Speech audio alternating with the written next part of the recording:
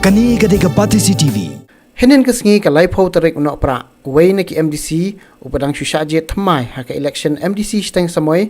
sya ka KHDC katau MDC keseng Nationalist Congress Party uba Ricky Shulai na kalaban mau prem constituency ula penia so sya ka kenhon ka badan ha ka bor sensyar ha KHDC da ka bakersyan ru ya kene ka kenhon People's Democratic Forum. Ya kene la pentikina henen kesengi hadien ba Presiden joka NCP Meghalaya State Unit uba Sanbor Shulai ula lej ya kendo hidal de ya UCM ka KHDC uba pensingan NCM ban IT sendon da ka jingtho ba ka NCP ka kersyan ya ka PDF kabala pelong ya ka NCP ban syem ya kene karai ka Patisi TV kala yo ban kran sipor bar uneu no elam jo kene keseng akini ki kendiat si hadin Meghalaya syong ya thir jumut ba bat ki dekot jong ka NCP Meghalaya State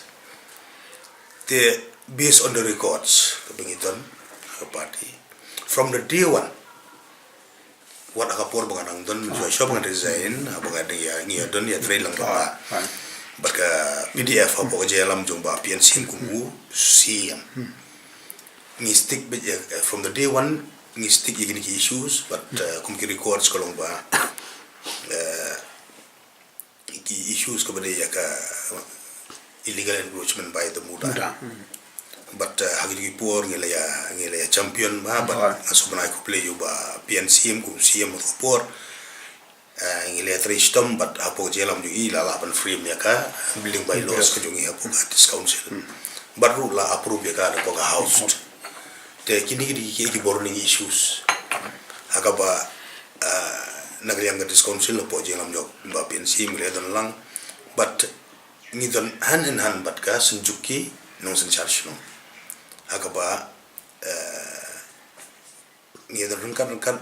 ban ya kun ya kajing dawa chunga jai rio kumba pilayatip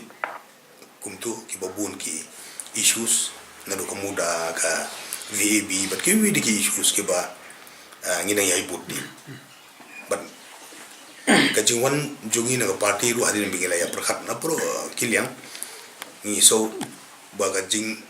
yalam jo ba PNC along the best because till today imsim la kret but continue ban struggle and ban fight na ban taki issues ke ba kata ya ka yangi kum ka jajun rio ban tak jun committee so unanimously nagleng jong ka committee ngila ya rai ban ai ko official support ya ka PDF under the CEMship of ba PNC and we will continue to work hand in hand as a family for the interests of the indigenous people.